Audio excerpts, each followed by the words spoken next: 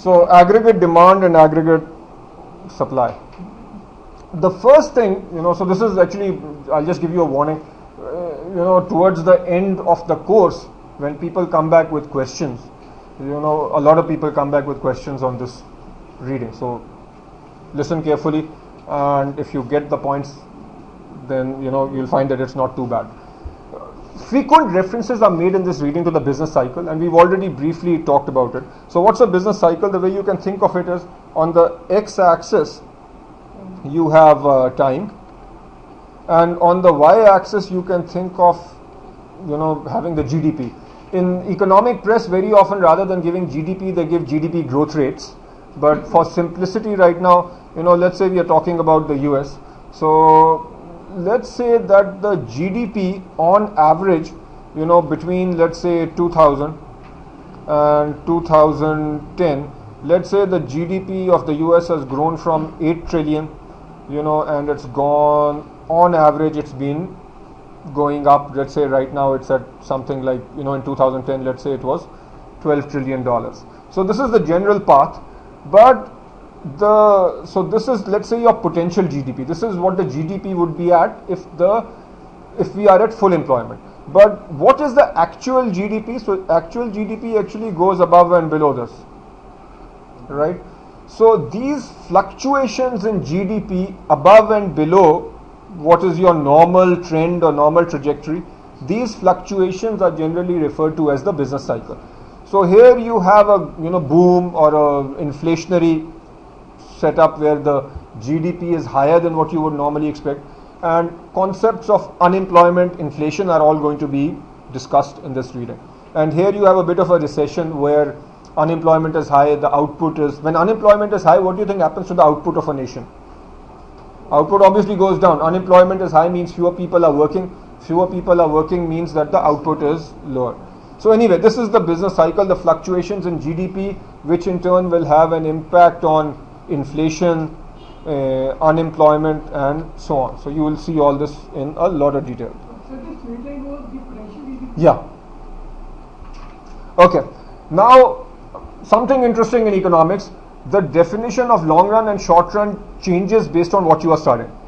We studied long run and short run in microeconomics. Now we are studying long run and short run in the context of macroeconomics. So understand these definitions. So what is long run in macroeconomics? In the long run, real wage rates adjust to achieve full employment, as opposed to the short run, where real wage rates are sticky. What does sticky mean? So sticky means that wage rates don't change. What does, I'll just give this to you with a example, and then we will keep sticking to that example. So let's say that there is a recession. So prices in the market are going down. So what would a businessman do? So something that a businessman might do is, if products are not selling for as much, or his products are selling for a lower price, in order to maintain the same quantity, he might tell his employers that I'm going to give you a cut in your salary. So they might say that there is a 10% drop. How many people like to hear that? So no matter what happens, at least in the short run, people don't like their wages to go down, right? So we often say that in the short run, wages are sticky, which means in the short run, wages don't change. But you don't like this 10% cut, so you say, I'd rather be unemployed. But then how long will you, if the economy stays, depressed, how long will you be, with your ego, right? So after a while you will say, all right, I'll take a job at 10% lower. So that simple example simply illustrates that the main point about the long run is, in the long run, wages can also change. In the short run, wages are sticky, but in the long run is defined as enough time where wages can also change. So that's the main point. What are the other points? In the long run, the real GDP equals potential GDP. So this is the definition. The real GDP is how much the country is actually producing. So we say that in the long run, what a country will actually produce is equal to what it can potentially produce. Which implies, remember that when you are at, your potential, what was unemployment equal to? The unemployment was equal to, there was no cyclic unemployment. So your employment, you were at full employment. So just a definition of the long term is that in the long term, you are at potential GDP and your employment is equal to full employment. So these are just definitions. Okay, different economists can come up with something different, but for now this is the definition we'll go with. What about the short run? In the short run, some money prices are sticky. So the real thing that is sticky that you'll see what does sticky mean? Sticky mean doesn't change. So wage rates are generally considered sticky in the short run because you don't like to see your wage rates drop. So unemployment levels in the short run, unemployment level can be below your natural level, above natural level, or at natural level. So in the short run, you will see any of these three situations can occur. But in the long run, what will happen? In the long run, you will be at full employment, according to this economic theory. Okay. Again, I am going over several points, and then when you see the pictures, this will become clear. What's aggregate supply? It's the amount of goods and services that are produced or supplied by a given economy. What happens in the short run? In the short run, we will hold the money wage rate fixed. So remember what I just said, in the short run, wages don't change. So the short run aggregate supply is going to be upward sloping. Why? Because think of it this way, and I'm going to show you this with graphs on the next slide, but here I'll just do it very briefly. Let's say that you are the owner of a Pepsi bottling plant. Okay, so you produce and sell Pepsi. Let's say that you sell 1 liter bottles of Pepsi for 100. Now prices have gone up. If prices have gone up and now you can sell Pepsi for 120. So in the short run, prices can go up, but let's say wages are sticky. And let's say that the major cost component that you have is wages. So if wages are sticky, so wages are the same, but what you sell for has gone up. Will you then sell more? Are you more profitable? Yeah, so if you can make more money, so you are now selling for 120, but your cost is the same because wages are sticky in the short run. What will happen in the short run? You will sell more. So in the short run, your supply is going to be upward sloping. So as the price level goes up, your quantity sold will go up. So it's upward sloping. But what will happen in the long run? And this is something I'll say 3 or 4 times before the lecture is over. In the long run, what will workers say? Workers will say all our goods, there's inflation, prices have gone up, give us a higher wage. So now if eventually the wages go up at the same ratio as the price of Pepsi, then in real terms we are back to square one. So in real terms we'll be back to the same level of output that we were at before. So as you will see, the long run supply curve is vertical because in the long run the wages will go up. Do wages adjust in the long run? Yeah, in the long run wages adjust. So that's the critical distinction between long run and short run. In the short run, do wages adjust? No. So that's why prices go up, the factory owner will produce more. But in the long run, the wages will go up in the same ratio. So if the revenue and the costs have gone up in the same ratio, we are back to square one. Okay. Long run aggregate supply. Long run aggregate supply is the potential full employment real output of the economy. So the long run aggregate supply is the amount that the economy will supply at when we are at full employment. And long run aggregate supply depends on the equilibrium amount of, so what is the output of a country? What does it depend on? It depends on your total amount of labor, how much technology you have, how much capital you have, and so on. Okay. Now these are the pictures I am talking about. So go think of this So I'll read these statements and then tie them to the graph which are drawn over here. So what's real GDP? This is the total. So we are talking about aggregate supply. So real GDP supplied is the total quantity that firms plan to supply in a given period, let's say in a given year.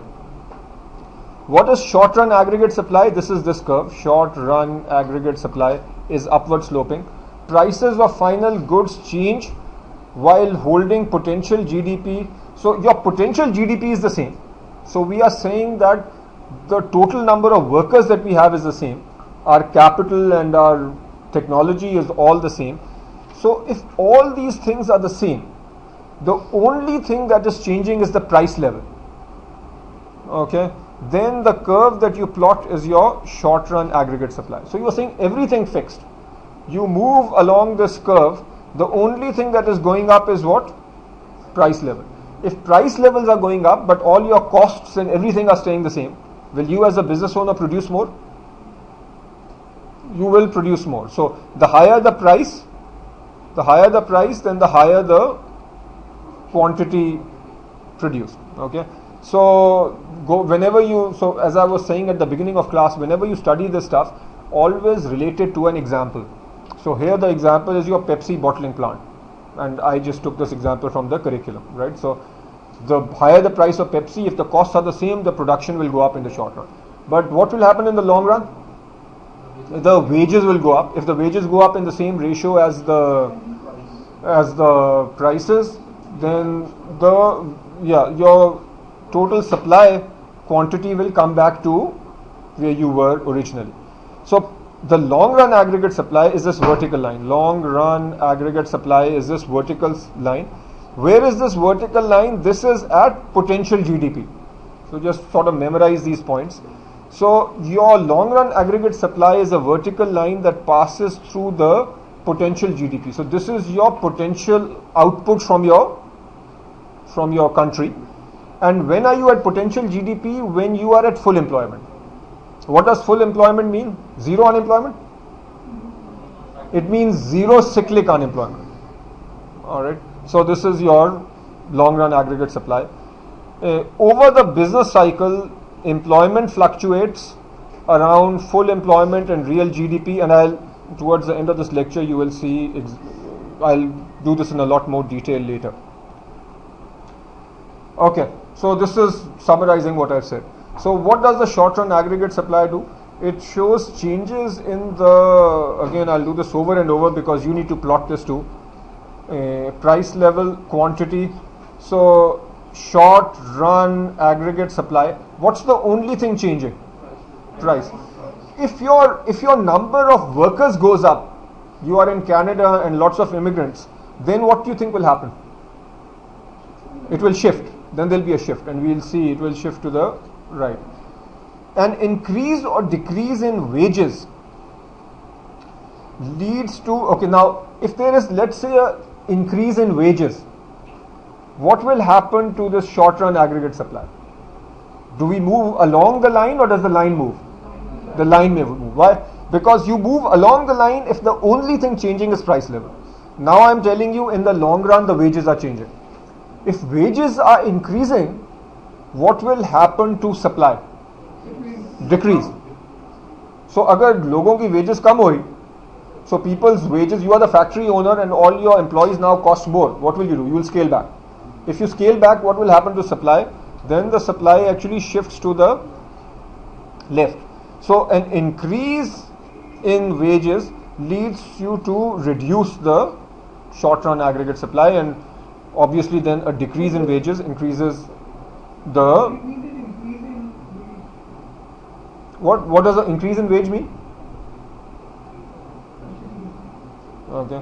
When unemployment is below full employment, so unemployment is below full employment, there is a downward pressure on equilibrium wage. This is just a logical point.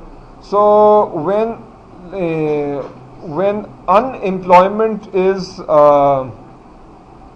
actually there might be a bit of a typo over here. When unemployment is below full employment, or let me just say, so if employment is relatively low, okay, so that means unemployment is high, then there will generally be a downward pressure. Does that make sense? So if in an economy employment is low, so several people are unemployed, what do you think will happen to wages? They'll go down, right? If lots of people are unemployed, people are willing to work for lower amounts, so in the long run wages will fall. So the fancy way of saying that is that there's a downward pressure on the wage rate. If the economy is temporarily operating above full employment, so if we are operating above full employment, what does that mean? That means, how can we operate above full employment? This means that if there is a normal amount that people work, above full employment means that you are working overtime. So people are working extra hard. Can that happen in the short run? Yes, that can happen in the short run. But is that sustainable in the long run? Typically not. So if everybody is working extra hard because demand is high or for whatever reason, then there will be a upward pressure on wages. If there's a boom in an economy, right? Let's just imagine, to make all of us feel better, that Pakistani exports are highly sought after in the rest of the world.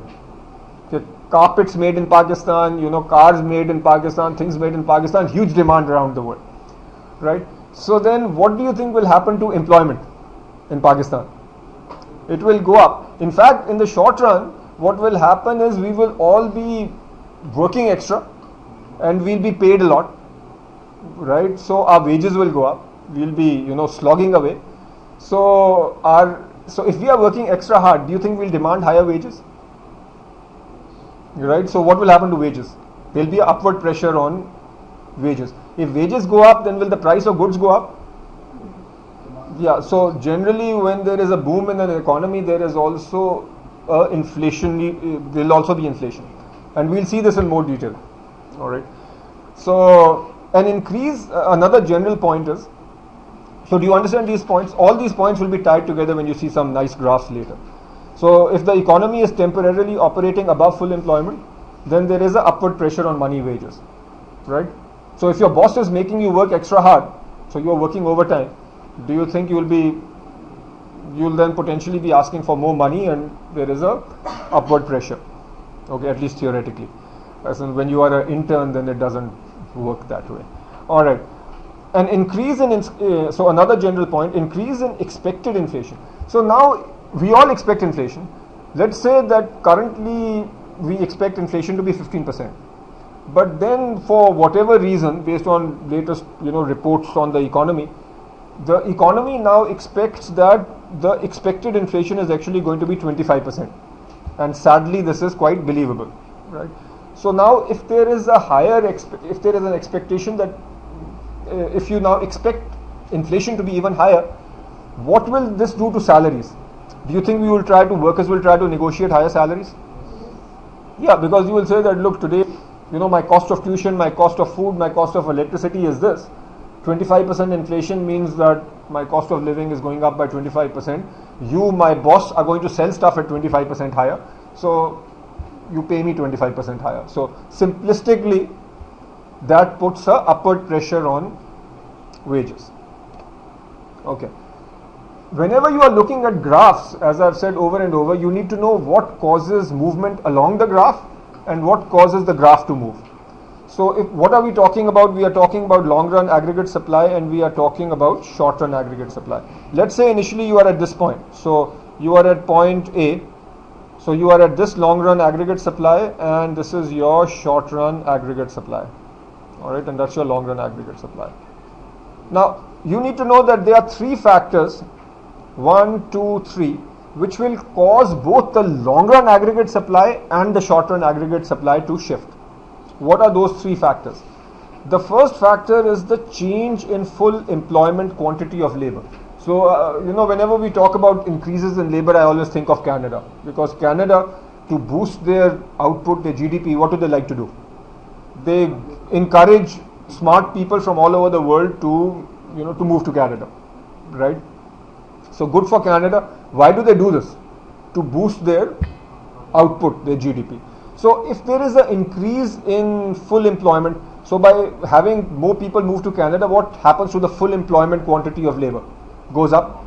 So what will that do? Will that increase the total output that Canada can produce? Yeah, so changes in the amount of labor will increase the output. What will that do? It will shift both the long run aggregate supply and the short run.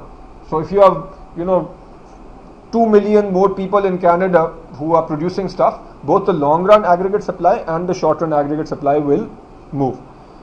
What if there is changes in available capital? So they have imported a ton of car making equipment. So now they can make more cars. What will that do to their output? The long run and the short run, or both? So both long run and short run will improve.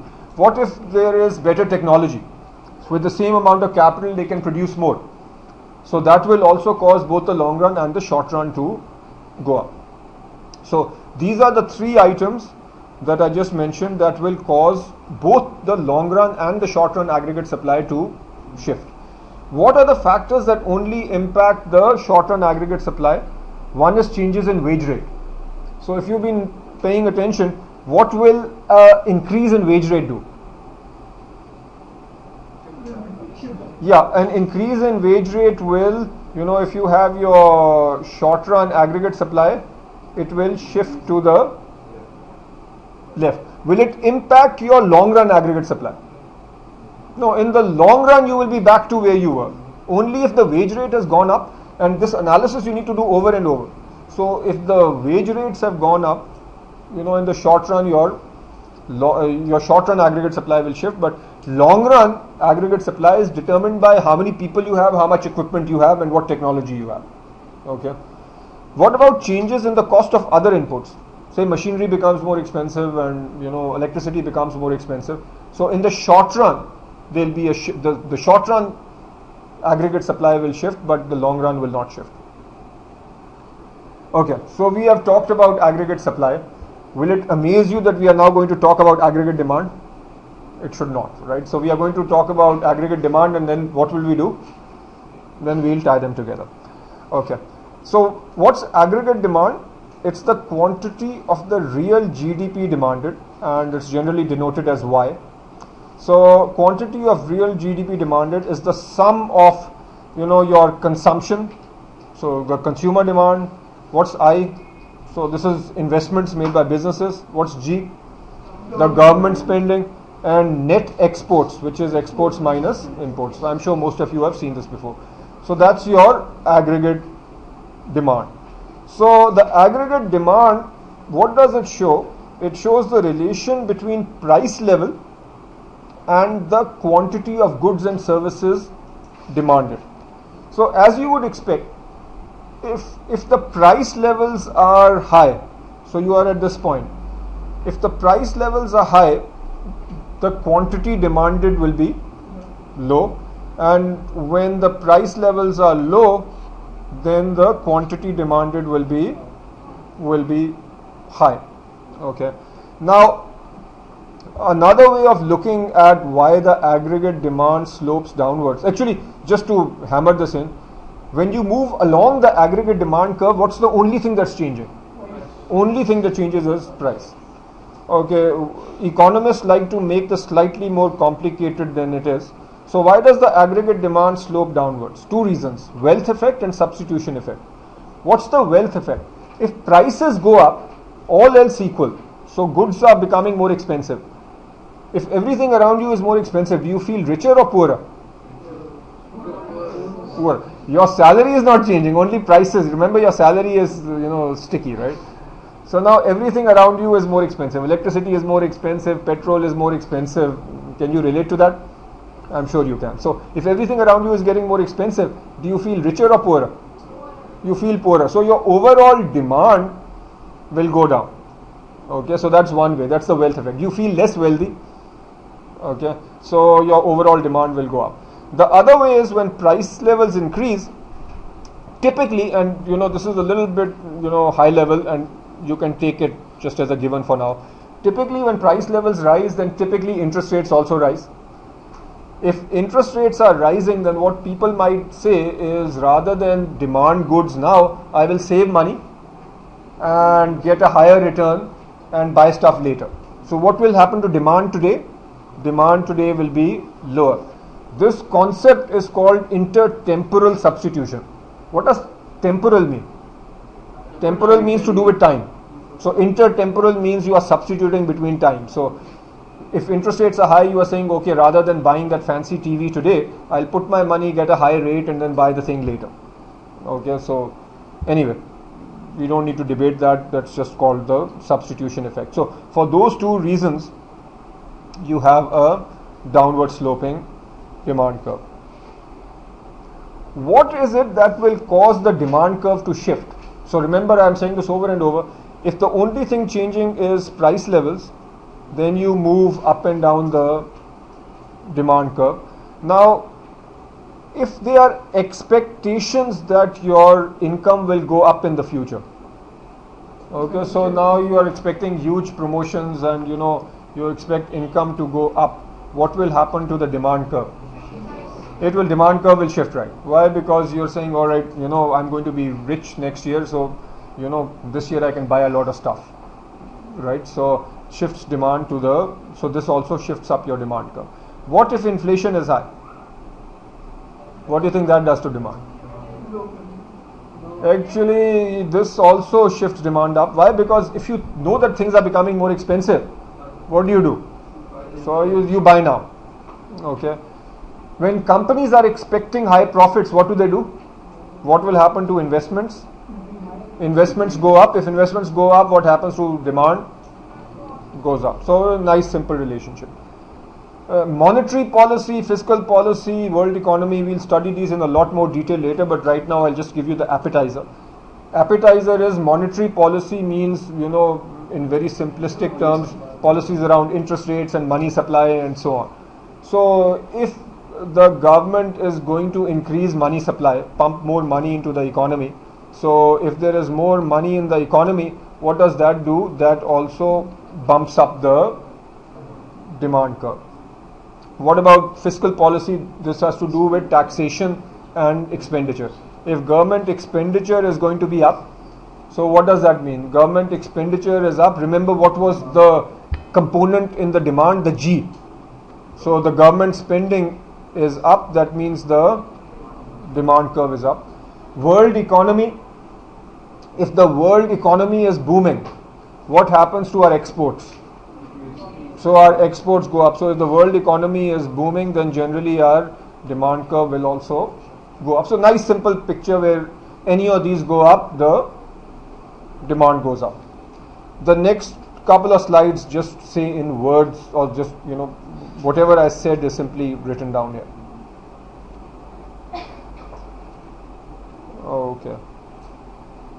Okay, now the last few concepts.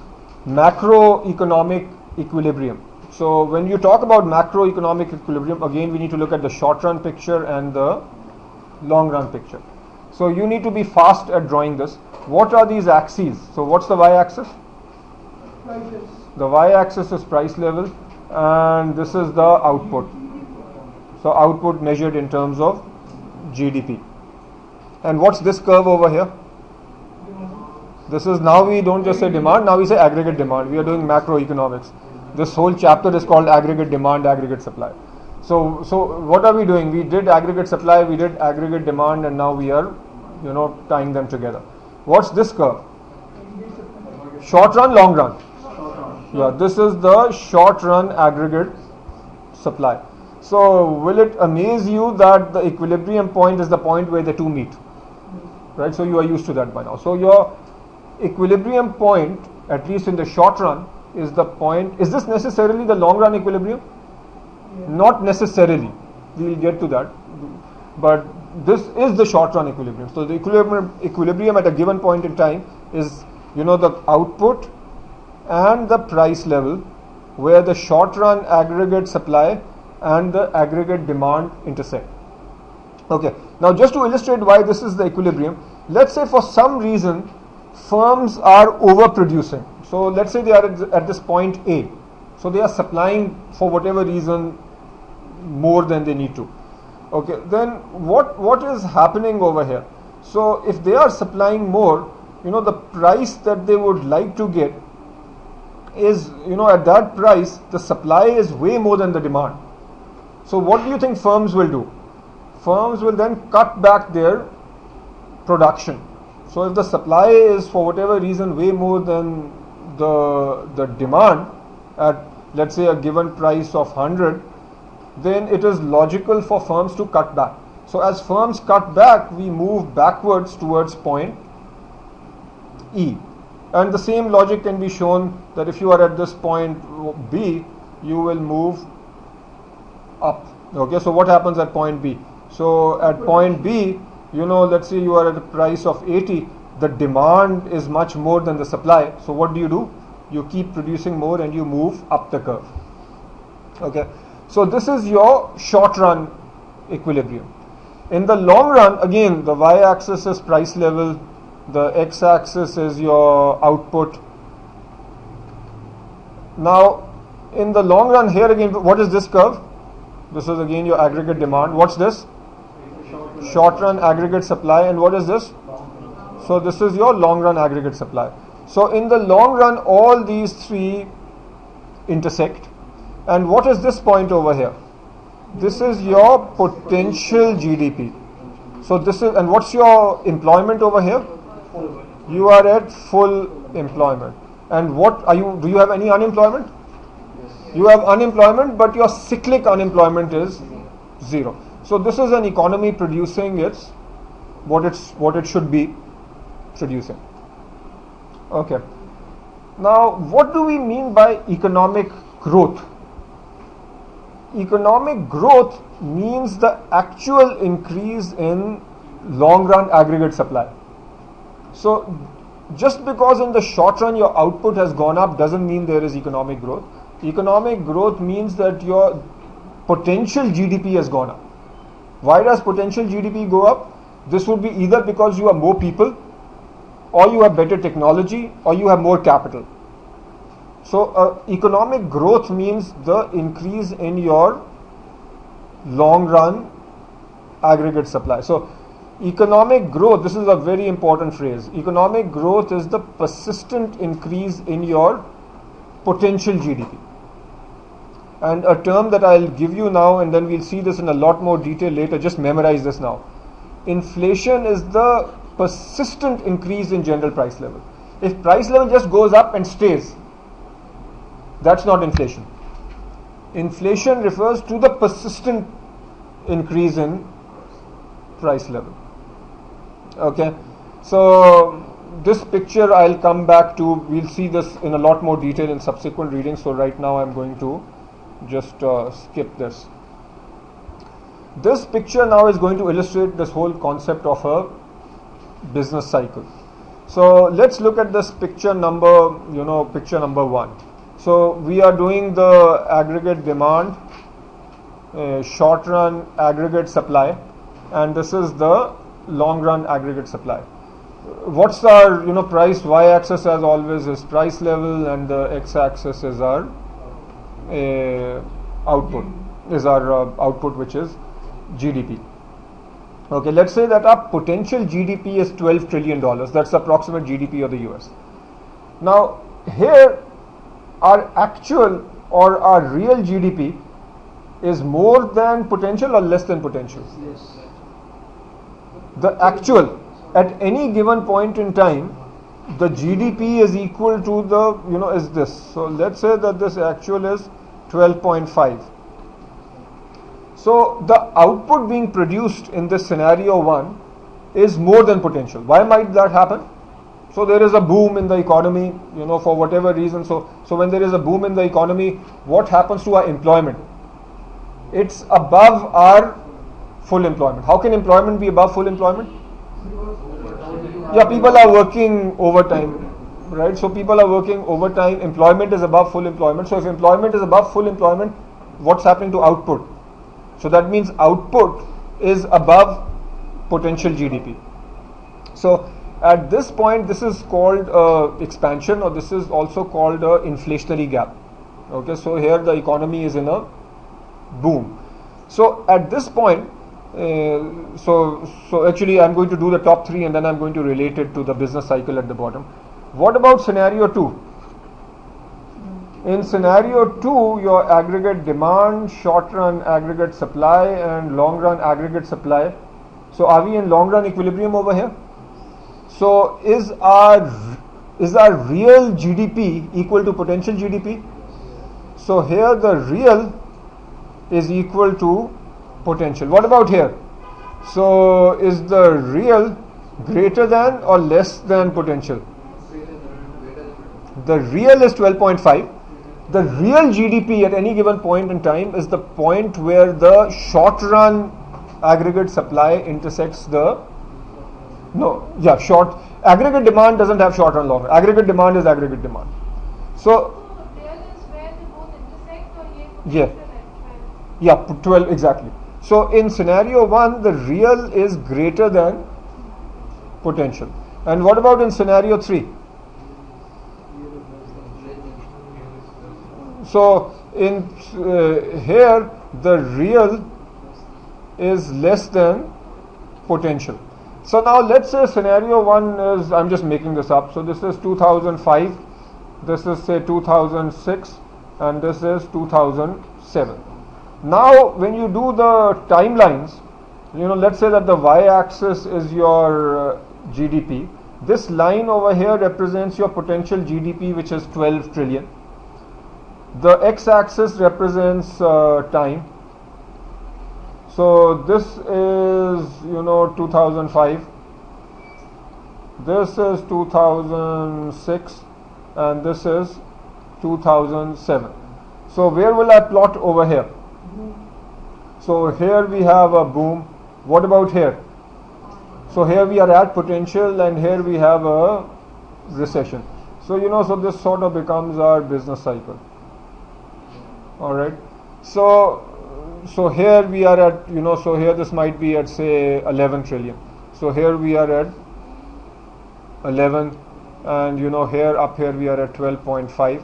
So this is showing your link between aggregate demand, long run aggregate supply, short run aggregate supply and your business cycle. Okay. Now is it possible that aggregate demand fluctuates? Yes. Yeah, aggregate demand will fluctuate for reasons that you will see in more detail later. So due to monetary policy, fiscal policy, the government pumps in more money. So State Bank of Pakistan, let's say, surprise, they print more notes.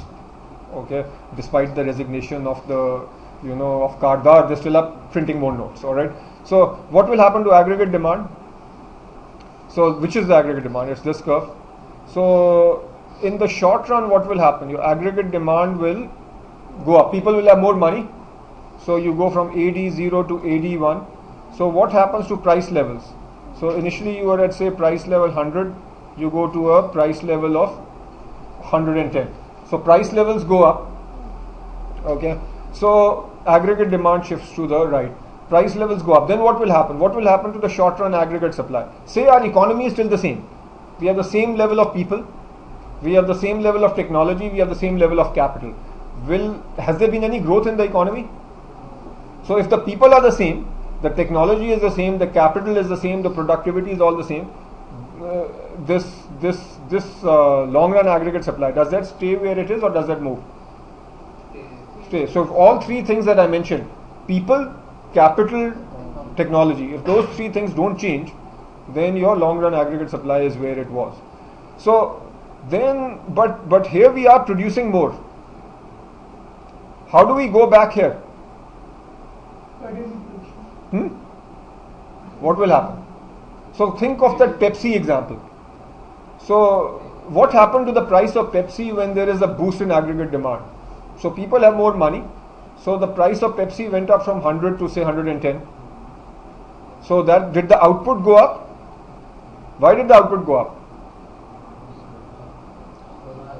The output went up because the Pepsi guy can now sell 110, the same thing for 110. In the short run, what happened to wages? Yeah. So in the short run, the wages were the same, but he is selling for more. So is it logical for him to sell more then? So he's making more money. So that's why in the short run we have moved from point A to point B. Okay, but what will happen in the long run? Wages will increase or decrease? So when wages increase, what will happen to the short run aggregate supply? It will start shifting to the left slowly. Eventually it will come back. So what will happen eventually? What will happen to your output? The output will come back to where it was. What will happen to price levels? Increase. And then what will the government do again? It will try to boost the economy by doing what? Printing more money. And then if the same cycle keeps repeating, which it does in our country, what will happen? So this is inflation. So as this persistently happens, what happens to our potential GDP? It's where it was. So when you hear economists say that the government should focus more on the supply side, what do they mean?